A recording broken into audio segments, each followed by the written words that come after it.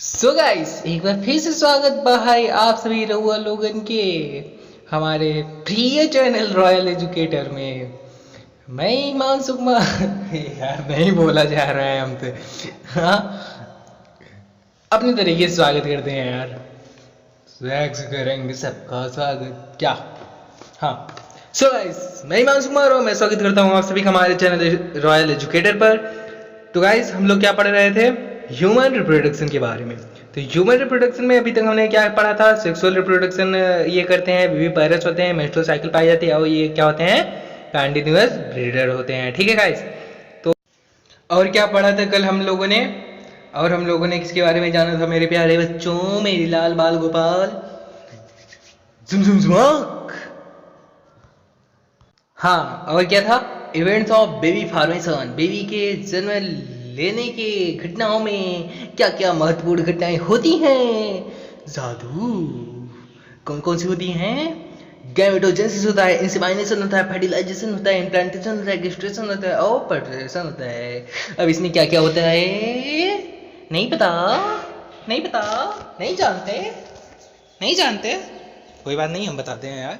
Gametogenesis मतलब होता है गैमेट का फॉर्मेशन। इंसेमिनेशन मतलब होता है कि जब gamete male gamete female gamete में जाता है और ट्रांसफर होता है तो उसको हम लोग क्या कहते हैं, इंसेमिनेशन कहते हैं। फिर उसके बाद मेल गैमेट और फीमेल गैमेट आपस में फ्यूज करता है, इसको फर्टिलाइजेशन बोलते हैं। और जब ब्लास्टोसिस्ट बन जाता है और यूटेरस की दीवार पे जाके जुड़ जाता है तो इसको हम लोग इम्प्लांटेशन कहते हैं। और गेस्टेशन मतलब जब ब्लास्टोसिस्ट मैच्योर होने लगता है, बढ़ता है, बेबी का डेवलपमेंट शुरू हो जाता है तो उसे गेस्टेशन कहते हैं। और बेबी जब बाहर निकलता है उसे पर्चुरेशन कहते हैं। और क्या पढ़ा था हम लोगों ने, और हम लोगों ने देखा था प्यूबर्टी एज के बारे में। बेसिकली जो प्यूबर्टी एज पाई जाती है वो क्या होता है, मेल में क्या होता है 9 से लेके 90 ईयर्स, फीमेल में क्या होता है 8 से लेके 90 years. Puberty age in India 30 to 50 और 11 to 30 स्वाहा। एक बार फिर से रिवीजन कर लेते हैं। Puberty age male 9 to 90 years, female 8 to 90 years. Puberty age in India male में क्या होता है 30 से 50 ईयर्स होता है मेरे प्यारे बच्चों। फीमेल में क्या होता है 11 से लेकर 30 ईयर्स होता है स्वाहा। ओम मंगलम भगवान विष्णु मंगलम गरुड़ मंगलम पुंडरीकाचो। आगे का मंत्र नहीं याद है, स्वाहा ओम फट फट फटर स्वाहा। आगे बढ़ते हैं। आगे हमने मीनार्की और मीना पाउस्ट के बारे में बात किया था।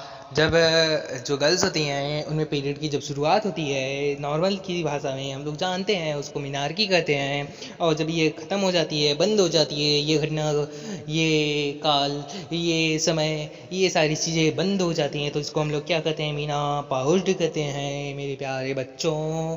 आज हम लोग कुछ नए नई सारी चीज़ों के बारे में जानेंगे। और उस सभी चीज़ों को जानने से पहले अगर आप लोगों ने इस चैनल को सब्सक्राइब नहीं किया है तो उस चैनल को सब्सक्राइब करके लाइक ज़रूर दबा दीजिए। तो शुरू करते हैं आज का वीडियो लेक्चर, लेट्स बिगिन।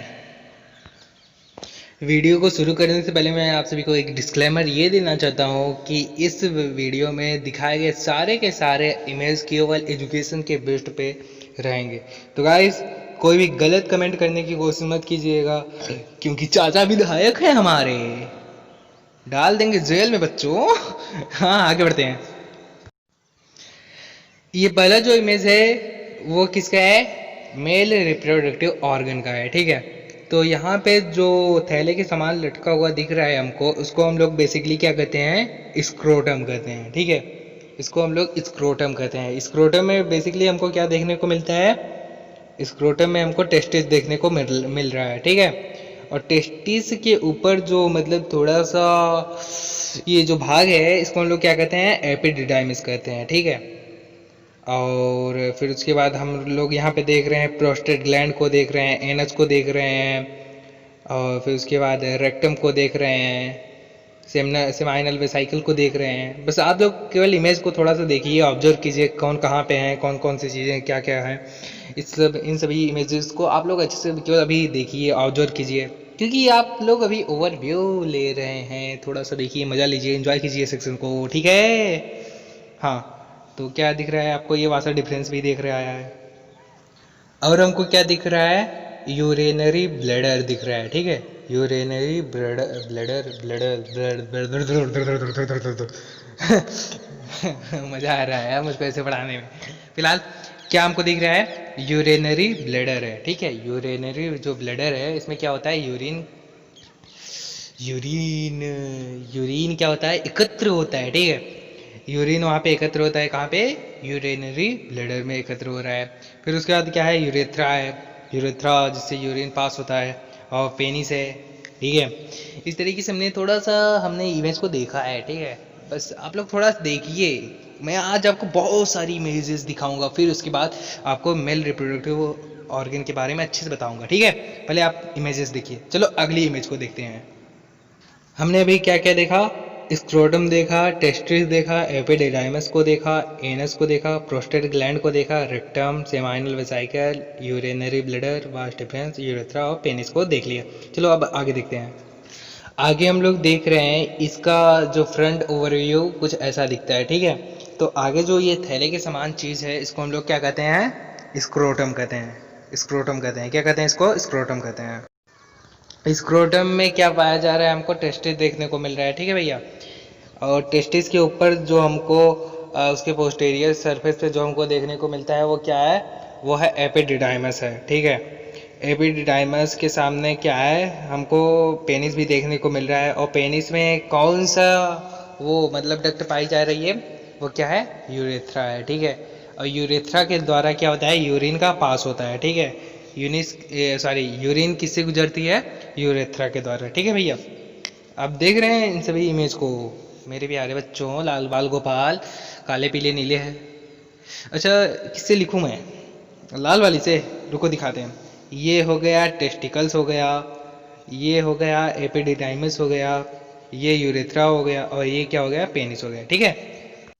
चलो अच्छा इमेज को थोड़ा सा और नीचे कर लेते हैं ताकि हमको ऊपर वाली चीज़ें अच्छे से दिख जाएं, ठीक है। सो गाइस अब हम यहाँ पे देख रहे हैं एपिडिडाइमस से जो वासा डिफरेंस आया हुआ है, देख रहे हैं, ये देखो वासा डिफरेंस गया गया गया गया गया गया और यहाँ पे आया हुआ है, ठीक है। तो यहाँ से भी वासा डिफरेंस गया गया गया गया और यहाँ पे आया हुआ है। तो एपिडिडाइमस से वासा डिफरेंस आके कहाँ जहाँ पे मिल रहा है उसको हम लोग क्या कहते हैं, इजैकुलेटरी डक्ट कहते हैं, ठीक है। क्या कहते हैं हम लोग, इजैकुलेटरी डक्ट कहते हैं। और इजैकुलेटरी डक्ट में ही देखो यहाँ पे 2 सेमाइनल वेसाइकल होते हैं, तो वेसाइकल भी वहीं पे जाके खुलते हैं, ठीक है। और हमको क्या देखने को मिल रहा है, ये जो है ये क्या है, ये यूरिनरी ब्लैडर है। यूरिनरी ब्लैडर क्या करता है, यूरिनरी ब्लैडर में यूरिन क्या होता है, एकत्र होता है, ठीक है गाइस। और ये प्रोस्टेट ग्लैंड होता है, ठीक है। ये हार्मोन सीक्रेट करता है, कौन सा हार्मोन सीक्रेट करता है आगे हम लोग जानेंगे, ठीक है। फिलहाल मैंने आपको इमेज अच्छे से दिखा दिया। सो गाइस अब हम लोग बात करने वाले हैं मेल रिप्रोडक्टिव ऑर्गन की, ठीक है। तो बेसिकली ये जो अपना मेल रिप्रोडक्टिव ऑर्गन होता है वो कहाँ पे पाया जाता है, located in the pelvis region. Pelvis region मतलब श्रोणि वाले भाग पर, जिसको हिंदी में श्रोणि कहते हैं, ठीक है। पेल्विस मतलब पेल्विस की जो हिंदी होती है वो क्या होती है, श्रोणि होती है, ठीक है।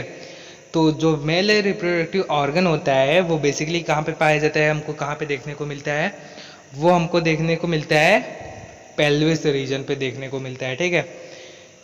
तो आगे बढ़ते हैं हम लोग, आगे वाला पॉइंट बहुत ही बहुत बहुत बहुत बहुत बहुत ज़्यादा इम्पोर्टेंट है, ठीक है।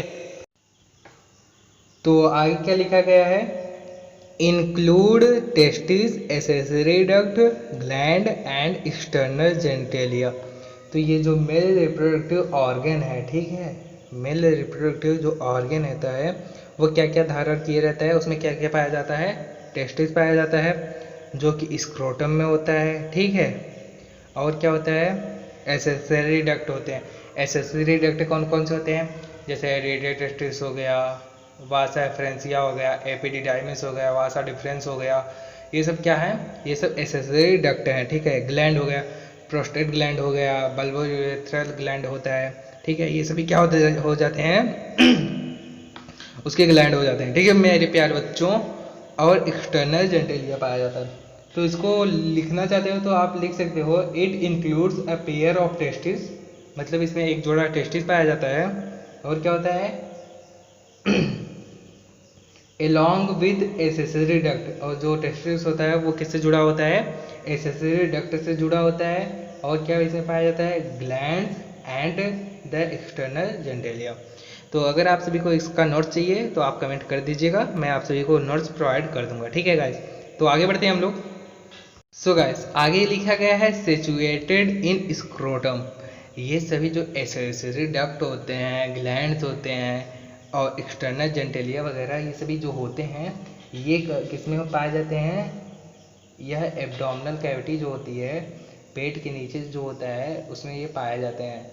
और ये मतलब पाउच जैसा होता है, पाउच के आकार का होता है। ठीक है, एक थैले के आकार का होता है जिसको हम लोग स्क्रोटम कहते हैं। उसमें क्या पाया जाता है? टेस्टिस पाया जाता है। ठीक है, और टेस्टिस के ऊपर एपिडिडाइमस पाया जाता है और एपिडिडाइमस से क्या कनेक्ट रहता है? वासा डिफरेंस कनेक्ट रहता है। ठीक है, तो सिचुएटेड इन स्क्रोटम मतलब ये सारी चीज़ें कहाँ पे सिचुएटेड रहती हैं, कहाँ पे स्थित रहती हैं? स्क्रोटम में स्थित रहती हैं। ठीक है, आप लिख सकते हैं testis are situated outside the abdominal cavity.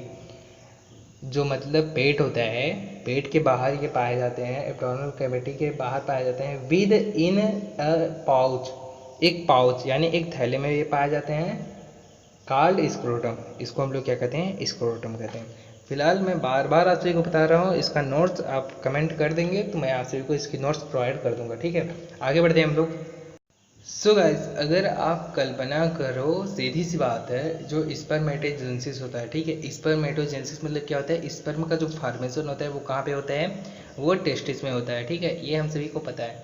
लेकिन जो टेस्टिस होता है, टेस्टिस में जब स्पर्मेटोजेनेसिस होता है तो स्पर्म फॉर्मेशन के लिए उसको जो टेम्परेचर चाहिए वो बॉडी टेम्परेचर से कम होनी चाहिए। ठीक है, तो इसीलिए जो स्क्रोटम होता है वो एब्डोमिनल कैविटी के बाहर स्थित होता है। ठीक है, और एब्डोमिनल कैविटी जो होता है, जो पेट होता है, पेट के नीचे ये स्थित रहता है। और क्यों स्थित रहता है? ताकि बॉडी टेम्परेचर जो हो, ठीक है, बॉडी टेम्परेचर मतलब शरीर का जो तापमान हो उससे स्क्रोटम यानी व्रिसड जिसको हम लोग कहते हैं, जो थैले के समान होता है, उसका जो टेम्परेचर वो ताप हो वो कम हो। ठीक है, तो इसीलिए कहाँ पे स्थित रहता है? शरीर के बाहर स्थित रहता है, ताकि शरीर का जो टेम्परेचर हो उससे ये ज़्यादा ठंडा हो। कितना ठंडा हो? टेस्टिस 2 से 2.5% lower than normal body temperature. जो बॉडी टेम्परेचर होता है उससे करीब करीब 2 या 2.5% यह लो ही रहता है, ताकि तभी इसमें स्पर्मेटोजेनेसिस पॉसिबल होते हैं। ठीक है, तो टेस्टिस जो होता है, टेस्टिस का जो टेम्परेचर होना चाहिए वो बेसिकली इसमें कहने का मतलब यही है कि टेस्टिस का टेम्परेचर जो होता है वो बॉडी टेम्परेचर से 2 या 2.5%, 2 या 2.5% क्या होना चाहिए? कम होना चाहिए। ठीक है, ताकि ये इसमें स्पर्मेटोजेनेसिस हो सके। मेरे प्यारे बच्चों, ये समझ में आ गया मेरी बातों को? तो आप बहुत अच्छे से इस वीडियो को लाइक कर दें, सब्सक्राइब कर दें और हमें बहुत सारा प्यार दे दें। ठीक है, राधे राधे बोलो, राधे राधे। अगर इतना समझ में आ गया तो बोलो राधे राधे, बोलो राधे राधे। ओहो, मैं टीचर हूँ।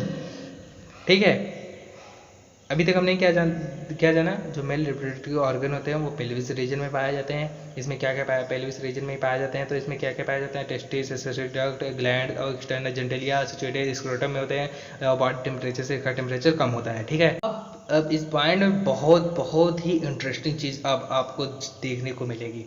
क्या होता है? जो स्क्रोटम होता है, ठीक है, स्क्रोटम जो होता है वो जब बेबी का फॉर्मेशन होता है, जब डेवलपमेंट करता है यूटेरस में, ठीक है, तो उस वक्त यह स्क्रोटम नहीं बना रहता। ठीक है, वो पेट में ही यह टेस्टिस पाए जाते हैं। ठीक है, बेबी के पेट में ही ये टेस्टिस होते हैं। ठीक है, तो धीरे धीरे जब स्क्रोटम बनता है, ठीक है, तो यह स्क्रोटम में जो टेस्टिस होता है वो उतरता है। ठीक है, एब्डोमिनल कैविटी से यह स्क्रोटम में जाता है। ठीक है, सीधी सी बात है, आप साफ साफ तरीके से समझिए कि बॉडी कैविटी होती है, सॉरी एब्डोमिनल कैविटी, यानी पेट में क्या पाया जा रहा है? यह टेस्टिस पाया जाता है। ठीक है, तो यह जब टेस्टिस पेट में पाया जाता है तो यह स्क्रोटम में आएगा ना। टेस्टिस जो है वो जब वो जो एब्डोमिनल कैविटी में पाया जाता है तो वो धीरे धीरे टेस्टिस में आ गया। अरे सीधी सी बात है, टेस्टिस कहाँ पे है? टेस्टिस है पेट में। अब उसको स्क्रोटम में आना है तो ये डिसेंडेड करेगा, ठीक है, डिसेंड होगा, ठीक है, आएगा ना, वही डिसेंड होगा। ये किसके द्वारा होता है पता है? गुबर्नाकुलम के द्वारा होता है। किसके कारण? गुबर्नाकुलम। मैं आप सभी को इसके बारे में बताऊंगा, फिलहाल बस इतना जानिए कि स्क्रोटम एब्डोमिनल कैविटी से कहाँ पे आता है? स्क्रोटम में आता है। और ये कब आता है? एंड ऑफ प्रेगनेंसी, जब मतलब प्रेग्नेंट होने वाली है वुमन, मतलब बेबी निकलने वाला है बाहर, तो यह स्क्रोटम में आता है, ठीक है। They are descended in scrotum end of pregnancy. ये प्रेगनेंसी के प्रेगनेंसी के अंत में ये स्क्रोटम में उतरते हैं मेरे प्यारे लाडलो बच्चों, ठीक है।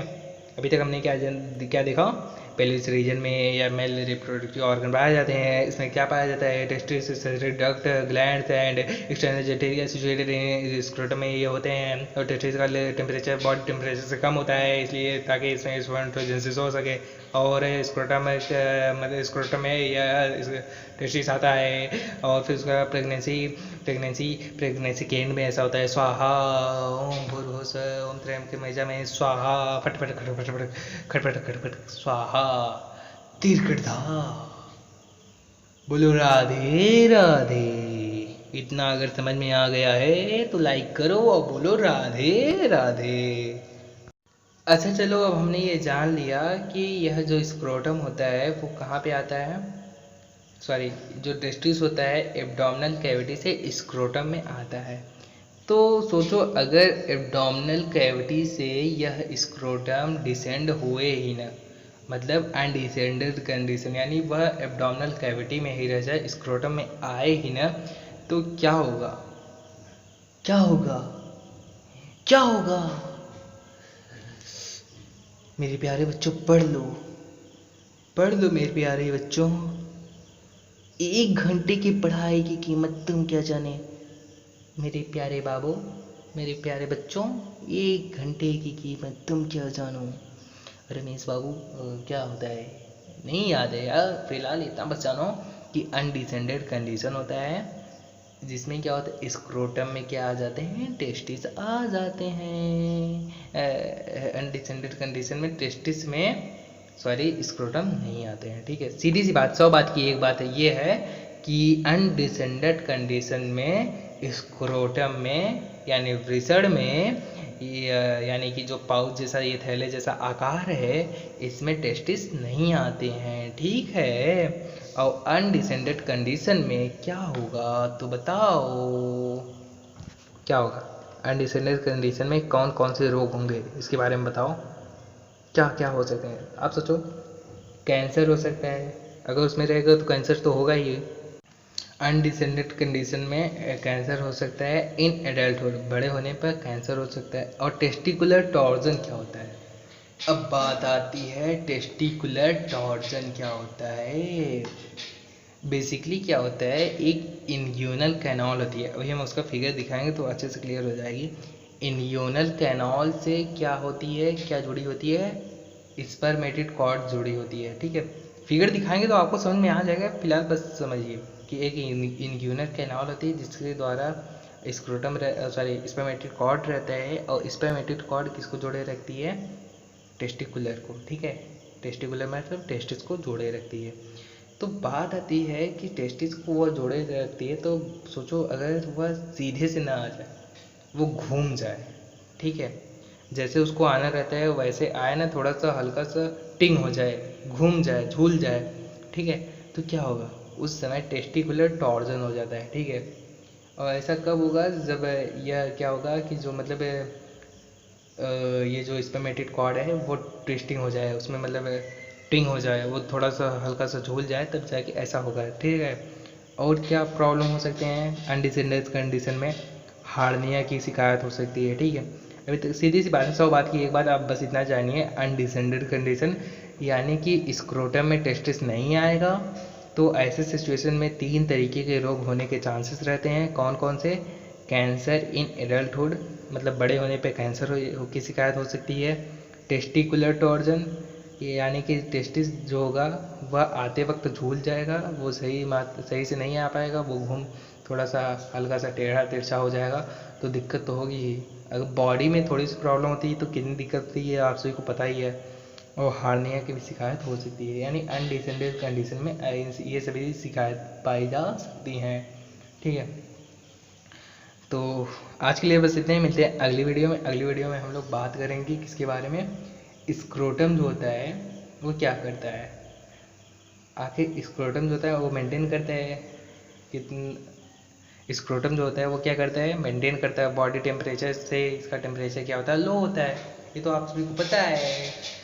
नहीं, थोड़ा सा एक चीज़ और आप लोग नोटिस कर लीजिए, तो जाके हम लोग क्लास को ख़त्म करते हैं। थोड़ा सा बस एक चीज़ और जान लीजिए, क्या है वो, क्या होता है कि एक डॉर्टस मसल पाई जाती है। ठीक है, स्क्रोटम में एक डॉर्टस मसल पाई जाती है, तो वो क्या करती है, रिंकलेस स्क्रीन बनाती है, स्किन जो होती है उसकी, उसको रिंकलेस करती है, उसको सिकुड़ने से बचाती है। डॉर्टस मसल क्या करती है, स्किन को रिंकलेस बनाती है। और क्या होता है, एक होती है गेमेस्टर मसल। गेमेस्टर मसल क्या करती है, draw scrotum towards abdomen, scrotum को ऊपर खींचती है, कहाँ पे, पेट के पास, पेट की तरफ खींचती है। ठीक है, स्क्रोटम को किधर की ओर खींचती है, एब्डोमेन की ओर खींचती है। तो इस तरीके से हमने क्या क्या जाना, सबसे पहले हमने मेल रिप्रोडक्टिव ऑर्गन के बारे में जाना, और इससे पीछे वाले वीडियो में हमने बहुत सारी चीज़ों को हमने बहुत अच्छे से जानने की कोशिश की थी। पता है कि नहीं पता है? अच्छा, हमने मीनार के और मीना पाउस्ट के बारे में कुछ बताया था आपको? चलो देखते हैं, रुक बताते हैं। बेसिकली क्या होता है, स्टेज ऑफ मीना पाउस्ट के बारे में हम लोग चर्चा करेंगे। मीना पाउस्ट मतलब क्या होता है, जब मतलब क्या होता है कि बेसिकली क्या होता है कि जो मतलब कि स्त्रियां होती हैं, लड़कियां होती हैं, उनमें क्या होता है, एस्ट्रोजन का फॉर्मेशन होता है। एस्ट्रोजन का निर्माण कब होता है, जब उनमें मतलब कि एक सेल का निर्माण होता है। ठीक है, तो एस्ट्रोजन का निर्माण होता है, और इनमें पीरियड की शुरुआत भी होती है। तो ये जो पीरियड की शुरुआत होती है तो उसको हम लोग क्या कहते हैं, मीनार्की कहते हैं, और जब पीरियड ख़त्म होता है तो उसको हम लोग क्या कहते हैं, मीना पाउस्ट कहते हैं। ठीक है, तो ये जो मीना पाउस्ट होता है वो 4 स्टेजेस में होता है। कौन कौन से मेरे प्यारे बच्चों, प्री मीना पाउस्ट होता है, पेरी मीना पाउस्ट होता है, मीना पाउस्ट होता है, और पोस्ट मीना पाउस्ट होता है। ठीक है, तो प्री मीना पाउस्ट में क्या होता है, जो एक सेल का निर्माण, जो पीरियड होते हैं वो रेगुलर होते हैं, और कंटिन्यूटी इनमें बनी रहती है। ठीक है, इसमें कंटिन्यूटी और रेगुलरिटी इसमें बनी रहती है। तो इसमें हर महीने में होता है, पीरियड शुरू रहता है। फिर उसके बाद आती है स्टेज कौन सी, पेरीमीना पाउस्ट। पेरीमीना पाउस्ट में क्या होता है, ये बिकमिंग इरेगुलर हो जाते हैं, ये क्या हो जाते हैं, इरेगुलर हो जाते हैं। फिर इसमें रेगुलरिटी कम हो जाती है, और कंटिन्यूटी इसमें कम हो जाती है। ठीक है, ये इरेगुलर होते हैं। फिर उसके बाद मीना पाउस्ट में बेसिकली क्या होता है कि ड्रॉप हो जाते हैं, ये लोग ख़त्म हो जाते हैं ड्रामेटिकली, मतलब कभी होता है कभी नहीं होता। ठीक है, इस तरीके से ड्रॉप ड्रामेटिकली के रूप में हो जाते हैं, ये मतलब ख़त्म हो जाते हैं। फिर उसके बाद क्या आता है, पोस्ट मीना पाउस्ट में क्या होता है, कंस्टिटेंटली लोअर होते हैं। अब ये धीरे धीरे क्या होते हैं, इनमें कमी आने लगती है मेरे प्यारे बच्चों, स्वाहा। तो कौन कौन से पाउस्ट होते हैं, मीना पाउस्ट कौन कौन से होते हैं, स्टेज ऑफ मीना पाउस्ट क्या होते हैं, pre menopause, peri menopause और पोस्ट मीना पाउस्ट है। इसकी तरीके से हमने इस सब चीज़ें देख ली है, ह्यूमन रिप्रोडक्शन की इस चीज़ को हमने देख लिया है विद हिमांशु मौर्य सर। और इस तरीके से हम लोग स्वाहा करते हैं, ओम फट स्वाहा स्वाहा स्वाहा स्वाहा। हाँ, कड़क है भाई, कड़क है। क्या क्या हमने देखा, stage of menopause, pre menopause, peri menopause और पोस्ट मीना पाउस्ट, और इस तरीके से हमने बहुत सारी चीज़ों को स्वाहा कर दिया। अब हम लोग आगे बढ़ेंगे, स्वाहा। बहुत सारे लोग सोचते होंगे ये बंदा कैसा है, मास्टर है कि मास्टर है, क्या भी चीज़ के अंदर भूत आ जाता है क्या? तो भूत नहीं आता, ये होता है पढ़ाने का नया स्टाइल, खुशबू लेके। तो बोलो राधे राधे।